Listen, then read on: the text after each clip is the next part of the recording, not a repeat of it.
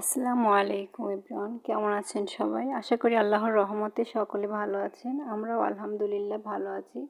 তো আজকে আমি মজাদার সহজ একটা ভর্তা রেসিপি নিয়ে আসছি। অনেকেই কিন্তু এই পটলের খোসাটা কিন্তু ফেলে দেন, খান না, কিন্তু আসলে এটা যে কতটা মজার এই পটলের খোসাটা ভর্তা, আমি কিন্তু এর আগেও অনেকবার করেছি। তো আপনারা এই পটলের খোসাটা একবার ভর্তা করে দেখবেন। তো চলুন আমি ভিডিওটি শুরু করি। তো আজকে আমি পটলের খোসা ভর্তা করে দেখাবো। তো এই জন্য প্রথমে আমি এখানে একটা প্যান নিয়ে নিয়েছি। প্যানে আমি দিয়ে দিচ্ছি পরিমাণ মতো সরিষার তেল। তো তেলটা একটু গরম হলে আমি এর ভিতরে দিয়ে দেব দুটো আস্ত শুকনো মরিচ। তো শুকনো মরিচটা দিয়ে আমি একটু ফোড়ন দিয়ে নেব। শুকনো মরিচটা একটু হালকা ভেজে নেব। তো প্লিজ আপনারা কেউ ভিডিওটা স্কিপ করবেন না, আর অ্যাড সহকারে ভিডিওগুলো দেখার চেষ্টা করবেন। মরিচটা হালকা ভাজা হয়ে গেলে আমি এখানে দিয়ে দিব রসুনের কোয়া। তো আমি এখানে মাঝারি সাইজের 3টে রসুনের কোয়া নিয়ে নিয়েছি। তো এগুলোকে আমি একটু হালকা ভেজে নিচ্ছি। হালকা ভেজে আমি এখানে কাঁচামরিচ দিয়ে দিচ্ছি 6-7টার মতো। তো কাঁচামরিচের মুখগুলো আমি একটু ফাটিয়ে নিয়েছি, নাহলে ফুটে উঠতে পারে, এই জন্য মুখটা একটু ফেটে নিয়েছি। তো এগুলোকে আমি একটু ফোড়ন দিয়ে নিচ্ছি, একটু ভেজে নিচ্ছি। এগুলো ভাজা হয়ে গেলে আমি এর ভিতরে কিন্তু পেঁয়াজ কুচিটা দিয়ে দেবো। পেঁয়াজটা আমি কুচি করে নিয়েছি, এই জন্য আমি প্রথমে দিয়ে দেইনি। তো এগুলোকে একটু ভেজে নিয়ে তারপর একটু সাইড করে আমি পেঁয়াজগুলো দিয়ে দেব। এই তো এখন আমি এখানে পেঁয়াজ কুচিটা দিয়ে দিচ্ছি। এবার পেঁয়াজটা হালকা ভেজে আমি সব কিছু নেড়ে চেড়ে মিশিয়ে ভেজে নেব।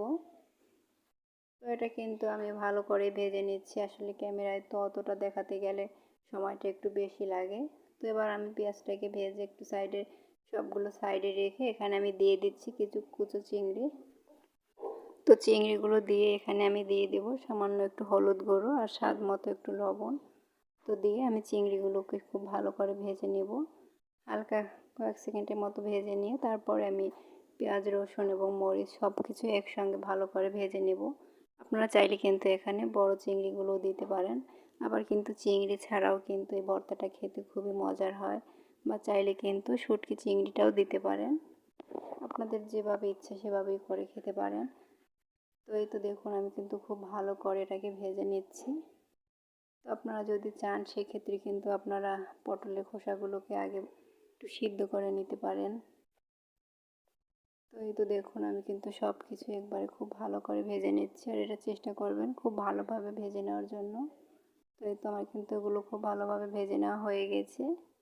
তো এখন আমি এগুলো তুলে তারপরে প্যানে আরও কিছুটা তেল দিয়ে দেব। তো আমি আবারও কিছুটা পরিমাণে সরিষার তেল দিয়ে দিলাম। এবার আমি যে পটলের খোসাগুলো ছিলে ধুয়ে রেখেছিলাম, সেটা তো আমি দেখাইনি, অফ ক্যামেরায় পটলগুলো রান্না করেছি আর খোসাটা রেখে দিয়েছিলাম। তো এই তো সেই খোসাগুলো আমি এখন এর ভিতরে দিয়ে দিচ্ছি। আপনারা চাইলে এটাকে কিন্তু আগে সিদ্ধ করে নিয়ে তারপরেও ভেজে নিতে পারেন, আর চাইলে এভাবে একইভাবে ভেজে নিতে পারেন সিদ্ধ না করে। তো এই তো এবার আমি এখানে সামান্য একটু হলুদ গুঁড়ো আর একটু লবণ দিয়ে এটাকে খুব ভালো করে একটু ভেজে নিব। এই তো নেড়ে চেড়ে নিচ্ছি।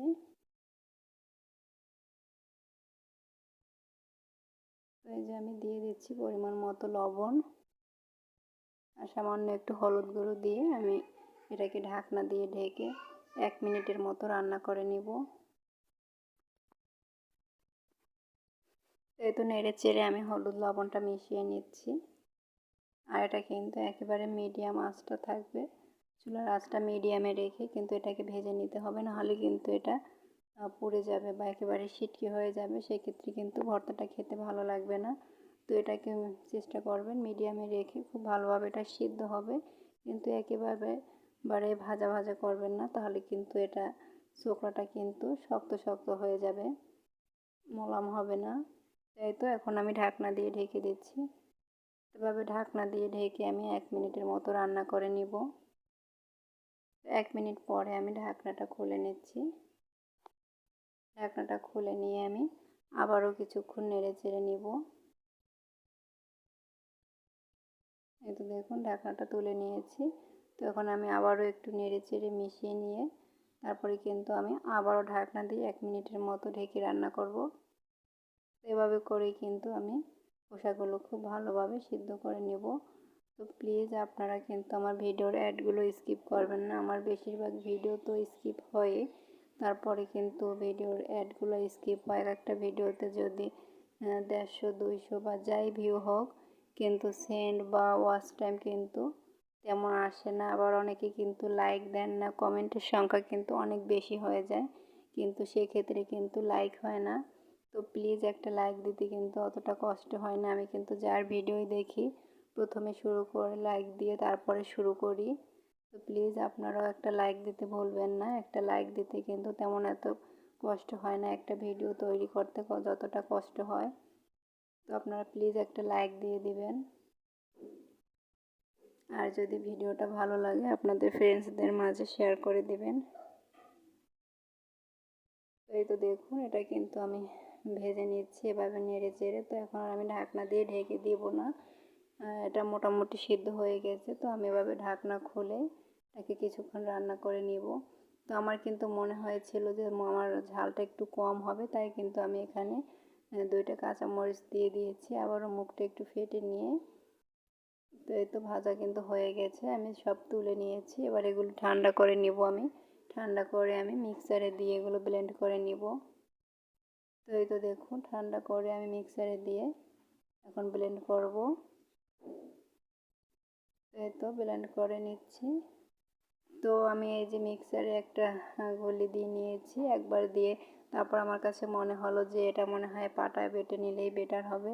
আর এই ভর্তাটা আমি যতবার খেয়েছি পাটায় বেটেই তৈরি করেছি। তো তারপরে আমি ওই একটা দিয়ে তারপর কিন্তু আমি অফ ক্যামেরা এটা পাটায় বেটে নিয়েছি। আসলে পাটায় বাটা ভর্তার স্বাদটা কিন্তু অন্যরকম, ব্লেন্ডারে কিন্তু সেই স্বাদটা পাওয়া যায় না।